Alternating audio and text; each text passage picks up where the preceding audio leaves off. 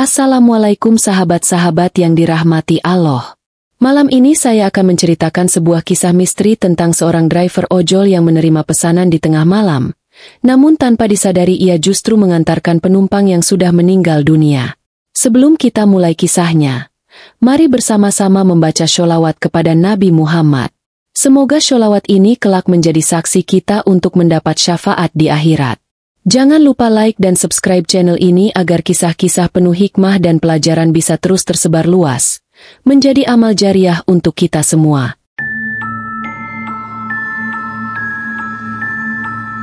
Malam itu kota seperti tenggelam dalam keheningan.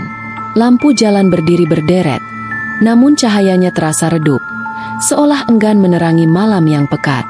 Sesekali terdengar deru kendaraan yang lewat, tapi hanya sebentar. Lalu sunyi kembali menguasai. Angin malam berembus dingin, membawa aroma tanah basah dari hujan sore tadi. Di sebuah sudut jalan, seorang driver ojol bernama Bima berhenti sejenak.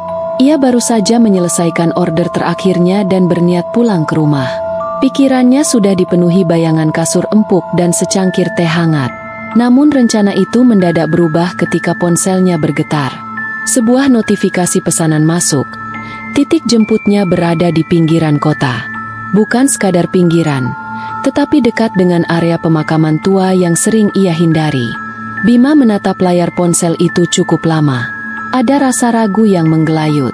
Malam sudah larut, dan tempat itu dikenal sepi. Tetapi sebagai driver, ia tahu bahwa setiap pesanan adalah rezeki. Jika ditolak, bisa saja order berikutnya sulit datang. Dengan helaan napas panjang, ia menekan tombol terima. Bismillah, gumamnya lirih. Motor tuanya meraung pelan ketika ia mulai melajukannya. Jalanan menuju lokasi terasa berbeda. Lampu-lampu rumah mulai jarang, digantikan pepohonan yang berdiri tinggi di sisi kiri dan kanan jalan. Daun-daunnya bergoyang diterpa angin, bayangannya jatuh ke aspal, bergerak seperti tangan-tangan hitam yang hendak meraih siapa saja yang lewat. Bima menelan ludah, mencoba mengalihkan pikirannya. Namun semakin jauh ia melaju, semakin pekat suasana mencekam itu terasa. Setelah menempuh hampir 15 menit perjalanan, ia akhirnya sampai di titik jemput. Matanya langsung menangkap sosok yang berdiri sendirian di bawah sebuah lampu jalan. Lampu itu tidak begitu terang, hanya menyorot samar sehingga membuat tubuh orang itu tampak setengah terbenam dalam bayangan. Orang itu mengenakan jaket hitam dengan tudung yang menutupi sebagian wajah. Tubuhnya tegap, namun sikapnya terlihat kaku. Tanpa sepatah kata pun, penumpang itu melangkah pelan, mendekat, lalu duduk di jok belakang motor. Gerakannya lambat, seolah berat, tapi tidak terdengar suara apapun selain langkah sepatunya yang bergesekan dengan aspal. Bima sempat menoleh, mencoba memastikan. Wajah penumpangnya pucat, nyaris tanpa ekspresi, seperti orang yang kelelahan parah. Namun ia tidak berani menanyakan apa-apa. Ia hanya mengangguk kecil, menyalakan motor, lalu melaju meninggalkan tempat itu. Beberapa menit pertama terasa biasa. Hanya ada suara mesin motor dan desiran angin malam yang mengiringi perjalanan mereka. Namun lama-kelamaan, Bima mulai merasa ada yang ganjil. Biasanya, penumpang akan bertanya atau setidaknya memberi arahan tentang jalan yang dipilih.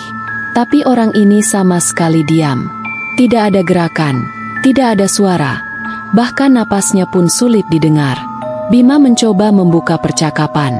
"Bang, alamatnya bener ya di sini?" Tanyanya sambil melirik spion kecil di depannya. Tidak ada jawaban, hanya keheningan yang memanjang. Ia mengulang pertanyaan dengan suara lebih jelas. "Bang, mau lewat jalan besar apa jalan kecil?" Masih tidak ada jawaban. Penumpangnya tetap diam, menatap lurus ke depan tanpa berkedip. Bulu kuduk Bima meremang. Udara malam yang dingin terasa semakin menusuk hingga membuat tubuhnya menggigil. Ia mencoba meyakinkan diri. Mungkin orangnya capek atau lagi sakit batinnya. Namun, rasa tidak enak itu semakin menguat. Seolah ada sesuatu yang disembunyikan malam ini. Di antara jalanan sepi dan gelap itu, Bima mulai sadar bahwa perjalanan ini bukanlah perjalanan biasa. Motor terus melaju menembus jalanan kota yang semakin sunyi. Lampu-lampu jalan mulai jarang. Hanya sesekali cahaya kuning redup menyorot dari kejauhan. Selebihnya, kegelapan mendominasi. Bima mencoba fokus pada kemudi. Meski rasa tidak nyaman semakin menguasai pikirannya. Ia kembali melirik spion kecil di depannya. Penumpang itu masih dalam posisi sama. Duduk tegak, kepala sedikit menunduk. Wajah pucat menatap kosong lurus ke jalan.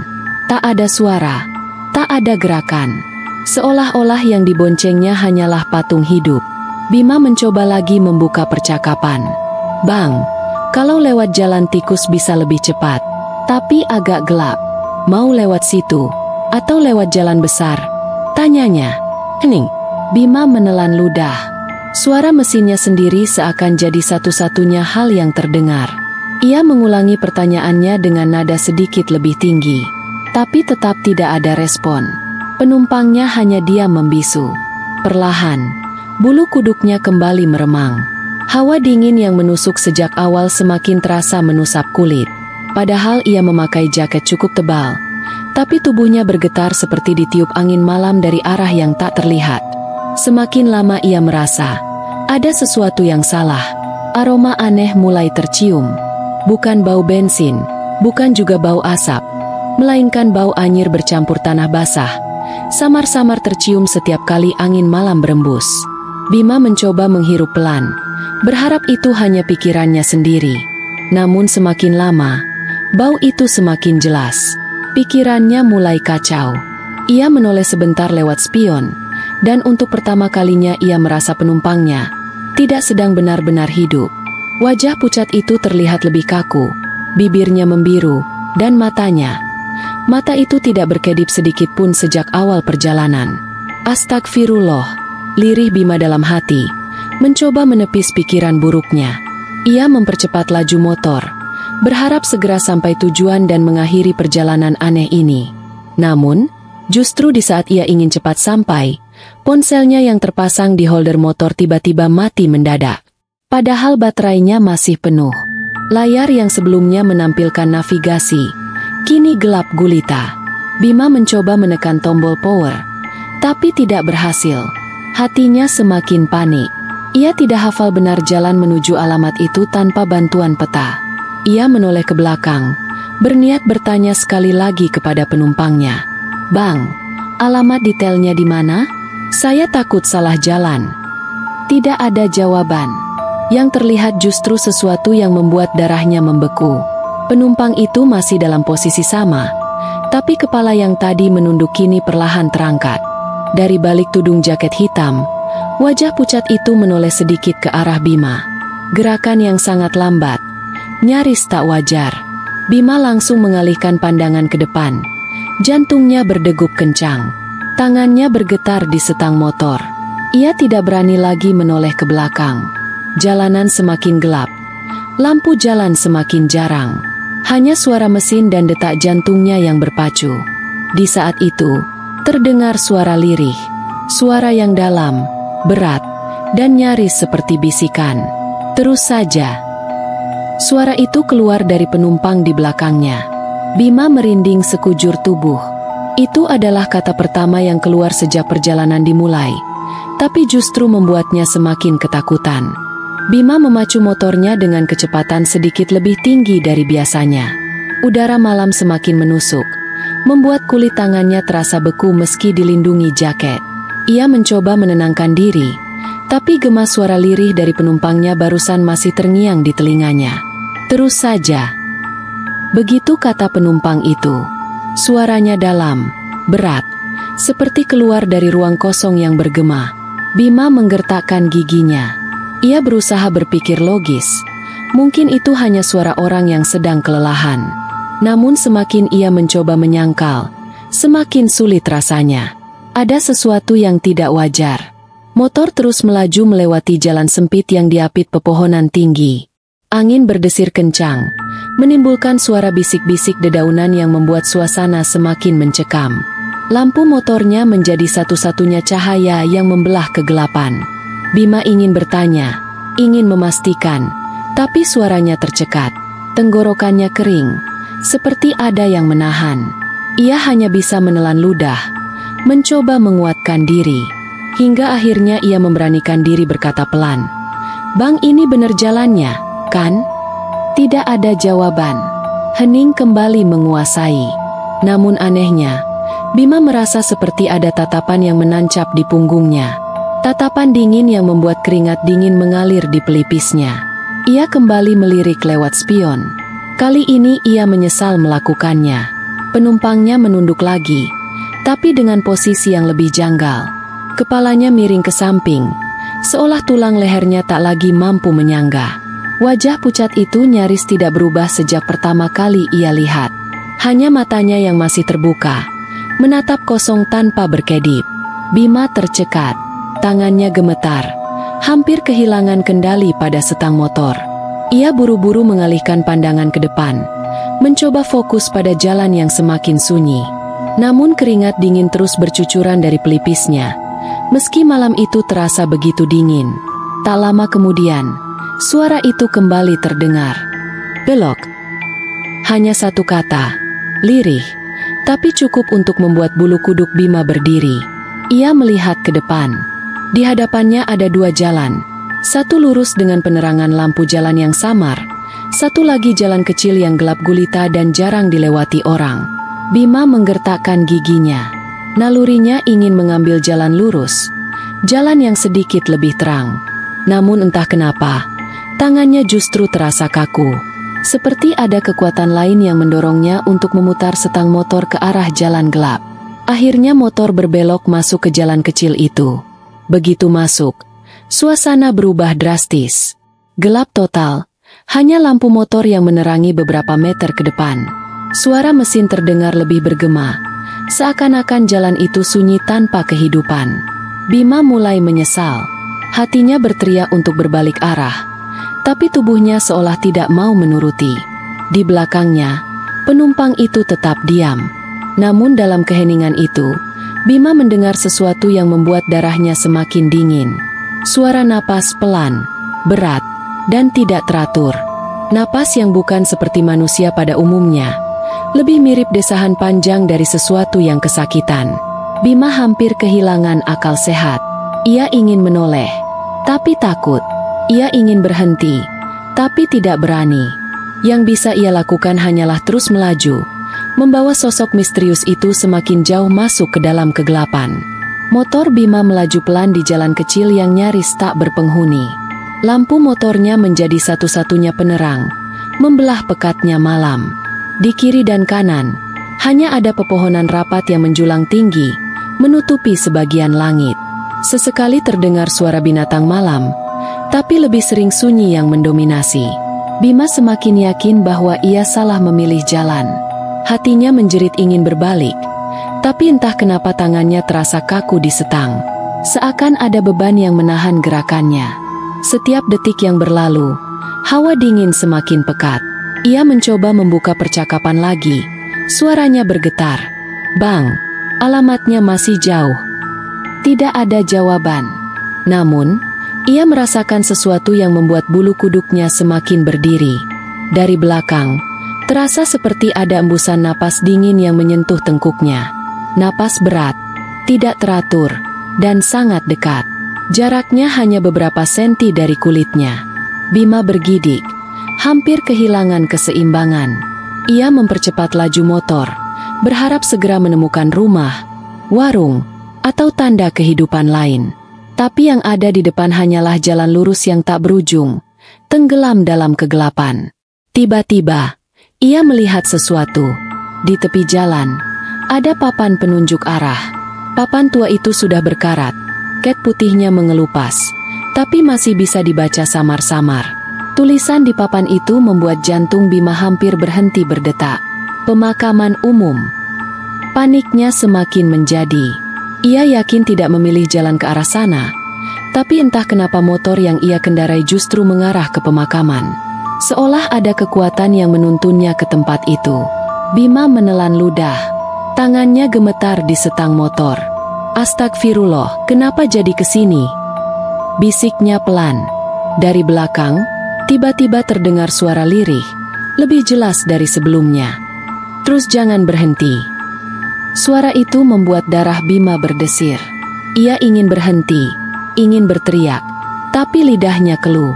Lampu motor menyapu jalan yang semakin sempit. Pohon-pohon tampak lebih rapat. Dahan-dahannya melengkung seperti tangan yang ingin meraih siapapun yang lewat.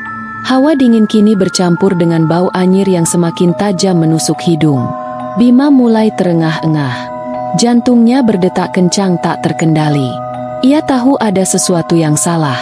Penumpang di belakangnya bukanlah orang biasa.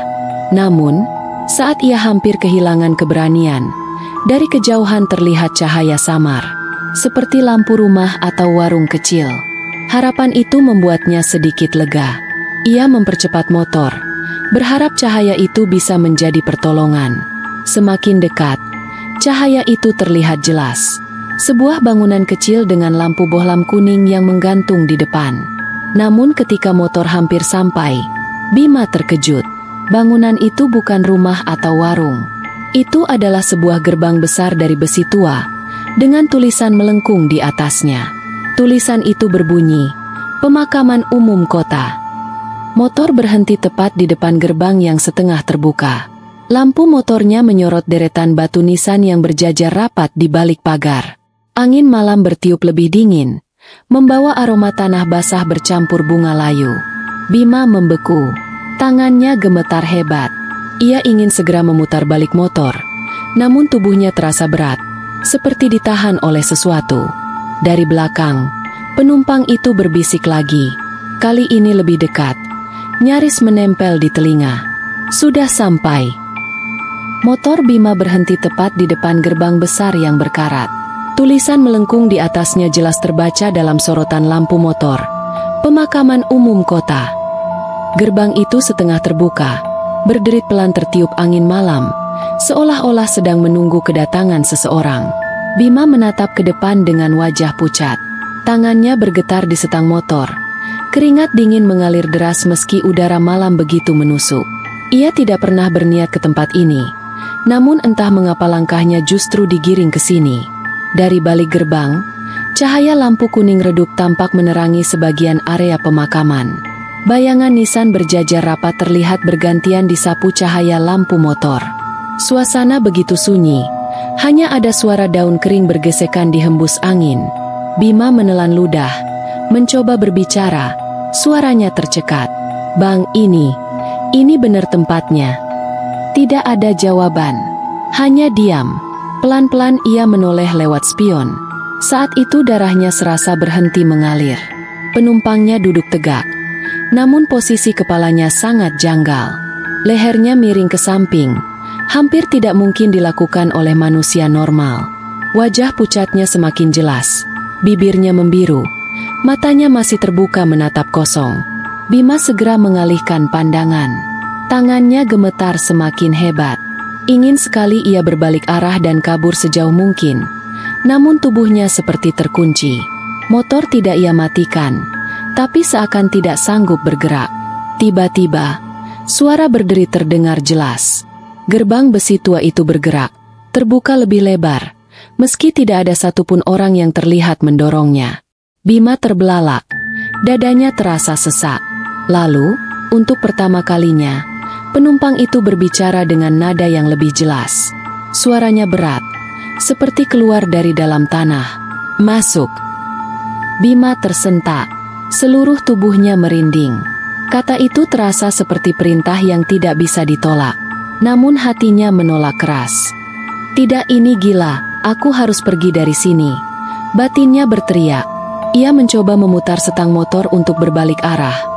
Tapi entah kenapa motornya mati mendadak. Lampu motor padam, suara mesin berhenti, meninggalkan mereka dalam kegelapan pekat. Hanya cahaya samar dari dalam pemakaman yang terlihat. Bima berusaha menyalakan motor lagi. Ia menekan tombol starter berulang kali, tapi mesinnya tidak menyala. Tangannya gemetar hebat. Keringat dingin membasahi telapak tangannya. Di tengah kepanikan itu, suara lain terdengar. Kali ini bukan hanya dari belakangnya, tapi dari dalam pemakaman. Suara lirih, seperti bisikan banyak orang, bergema bersahut-sahutan.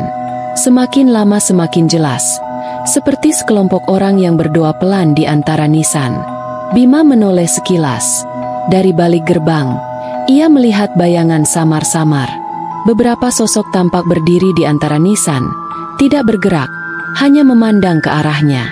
Dadanya semakin sesak, nafasnya terengah-engah.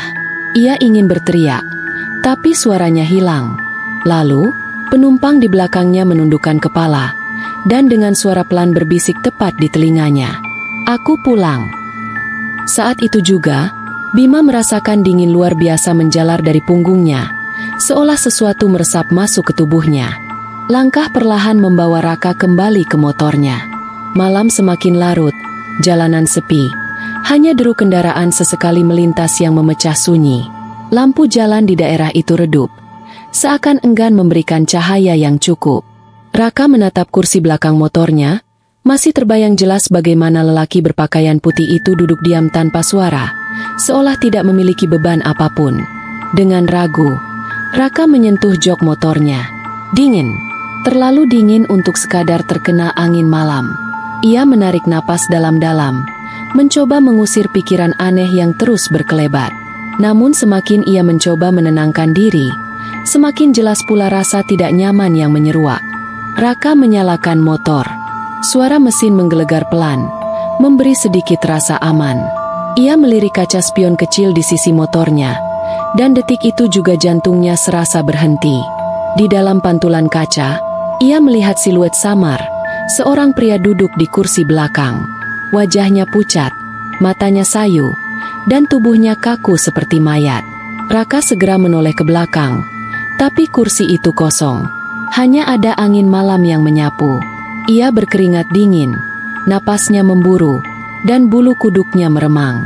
Spion kembali ditatapnya, dan sekali lagi, bayangan itu ada di sana. Kali ini lebih jelas, wajah penumpang yang tadi ia bawa.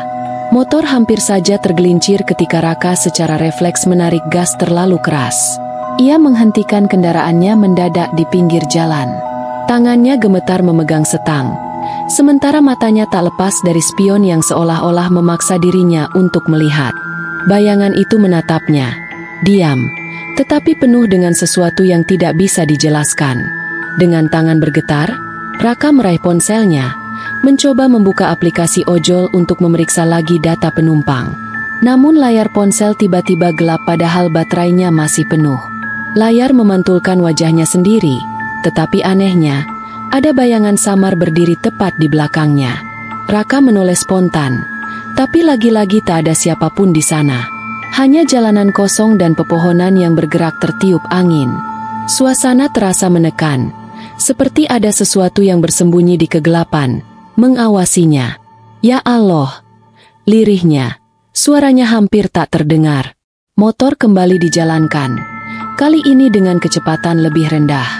Raka tidak berani lagi menatap spion, meski rasa penasaran terus mendorongnya. Namun ia tahu, sekali ia melihat ke sana, bayangan itu akan muncul lagi.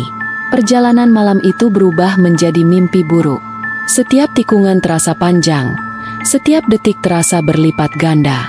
Sampai akhirnya, di sebuah perempatan kecil, Raka merasa kursi belakangnya bergetar, seolah ada yang kembali duduk di sana. Ia bisa merasakan berat tambahan di motornya, meski matanya tak berani menoleh. Peluh bercucuran, jantungnya berpacu lebih cepat dari sebelumnya. Ia tidak tahu harus berbuat apa. Di tengah dilema itu, telinganya samar mendengar bisikan pelan, begitu dekat, seolah tepat di belakang telinganya. "Terima kasih, sudah mengantarku pulang." Raka hampir kehilangan kendali atas motornya. Tubuhnya kaku, matanya terbelalak, sementara suara itu masih bergema di kepalanya. Malam semakin terasa mencekam, dan ia tahu, ini baru permulaan dari sesuatu yang jauh lebih mengerikan. Raka berdiri terpaku di depan rumah tua itu. Pagar berkarat dibiarkan terbuka, halaman dipenuhi rumput liar yang melambai ditiup angin. Ia menarik napas panjang, mencoba menyingkirkan rasa takut yang sejak tadi menghantuinya. Namun dorongan untuk mengetahui kebenaran lebih kuat daripada rasa gentarnya. Ia melangkah masuk. Setiap injakan kakinya di lantai kayu menimbulkan suara berderit. Lampu senter dari ponsel menjadi satu-satunya cahaya, menyoroti ruang tamu yang dipenuhi perabot tua dan debu. Di dinding, sebuah foto hitam putih tergantung miring. Hati Raka serasa jatuh ketika melihat wajah pria dalam foto itu sama persis dengan penumpang yang ia antar malam ini. Jantungnya berdegup kencang. Ia mundur beberapa langkah, tapi telinganya menangkap suara samar dari dalam rumah. Suara lirih, seperti orang sedang berdoa dengan penuh penyesalan. Raka menahan napas, lalu memberanikan diri mengikuti suara itu melewati lorong gelap menuju kamar di ujung. Pintu kamar terbuka sedikit. Dari celahnya, cahaya lilin tampak berkedip lemah. Ia mendorong pintu itu perlahan, dan pemandangan yang muncul membuat tubuhnya kaku. Di atas ranjang tua, terbujur kaku seorang lelaki berpakaian putih. Wajahnya sama dengan penumpang tadi. Tubuhnya sudah membiru. Jelas sekali ia telah meninggal. Raka menggenggam ponselnya erat-erat. Matanya tak lepas dari sosok itu. Lilin di samping ranjang bergoyang tertiup angin yang entah dari mana datangnya. Dalam hening itu, sebuah suara berbisik tepat di telinganya. Begitu dekat hingga bulu kuduknya berdiri. "Terima kasih, sudah mengantarku pulang." Detik itu juga, lilin padam. Kegelapan menyelimuti kamar, meninggalkan Raka dalam keheningan mencekam. Ia mundur tergesa, berlari keluar rumah dengan napas memburu, meninggalkan semua yang ada di dalamnya. Sesampainya di luar, ia langsung menyalakan motor dan tancap gas sejauh mungkin dari rumah itu. Angin malam menusuk wajahnya, tapi pikirannya terus dihantui oleh wajah pucat penumpang yang tadi ia bawa. Sejak malam itu, Raka bersumpah tidak akan pernah lagi menerima orderan di jam larut. Namun bayangan tentang sosok penumpang berpakaian putih itu akan selalu tinggal dalam ingatannya, sebagai kisah yang tak pernah bisa ia lupakan. Demikianlah kisah driver ojol yang tanpa disadari telah mengantarkan penumpang yang sudah meninggal dunia. Sebuah peristiwa misterius yang mengingatkan kita bahwa kehidupan di dunia ini hanyalah sementara, dan kematian bisa datang kapan saja, di mana saja, tanpa kita duga. Allah berfirman dalam Al-Quran Surat Ali Imran ayat 185. "Kullu nafsin zaikotul maut, wa inama atuwaffawna ujurokum yaumal qiyamah. Faman zuziha, anin na'ar, wa udhila al-janata faqad fa'as. Wa mal hayatud dunya illa amata awel gurur." Artinya, setiap yang bernyawa pasti akan merasakan mati. Dan hanya pada hari kiamat sajalah diberikan dengan sempurna balasanmu. Barang siapa dijauhkan dari neraka dan dimasukkan ke dalam surga, maka sungguh ia memperoleh kemenangan. Kehidupan dunia hanyalah kesenangan yang memperdaya. Hikmah yang bisa kita ambil dari kisah ini adalah agar kita selalu mengingat kematian, memperbanyak amal soleh, menjaga solat, memperbanyak zikir dan sholawat, serta selalu memohon ampunan kepada Allah. Karena ketika ajal datang, tidak ada seorang pun yang mampu menundanya walau hanya sesaat. Semoga kisah ini menjadi pengingat untuk kita semua, agar senantiasa siap menghadapi kematian dengan membawa bekal amal kebaikan. Sahabat yang dirahmati Allah, dari kisah ini kita bisa mengambil banyak hikmah. Hidup di dunia hanyalah sementara. Sehebat apapun seseorang, sekaya atau sesibuk apapun, pada akhirnya semua akan kembali kepada Allah. Kematian tidak memandang usia, tidak mengenal waktu, bisa datang kapan saja. Bahkan ketika kita sedang dalam perjalanan atau sedang bekerja. Allah sudah mengingatkan dalam Al-Quran Surat Al-Ankabut ayat 57. "Kullu nafsin zaikotul maut, summa ilaina turjaun." Artinya, setiap yang bernyawa pasti akan merasakan mati. Kemudian hanya kepada kami kamu dikembalikan. Ayat ini mengajarkan bahwa tidak ada satupun yang bisa lari dari kematian. Karena itu, setiap detik kehidupan adalah kesempatan untuk memperbanyak amal kebaikan, menjaga solat, membaca Al-Quran, berzikir, dan memperbanyak sholawat kepada Nabi Muhammad. Dengan begitu, ketika ajal menjemput, kita dalam keadaan yang diridhai Allah. Dari kisah ini kita juga diingatkan bahwa dunia hanya sementara. Jangan terlena dengan kesenangan duniawi yang sering menipu. Harta, jabatan, bahkan keluarga, semua akan kita tinggalkan. Yang akan menemani kita di alam kubur hanyalah amal soleh kita. Maka jadikan setiap langkah sebagai ibadah, sekecil apapun itu. Cerita ini memang fiktif, dibuat seolah-olah nyata agar kita bisa mengambil hikmah darinya. Semoga dengan mendengarkan kisah ini, kita semakin sadar bahwa hidup harus dipersiapkan untuk bekal akhirat. Terima kasih sudah menyimak sampai akhir. Jika sahabat merasa kisah ini bermanfaat, silakan tinggalkan komentar, like, dan subscribe channel ini. Insya Allah setiap klik dan dukungan sahabat menjadi amal jariah yang terus mengalir pahalanya.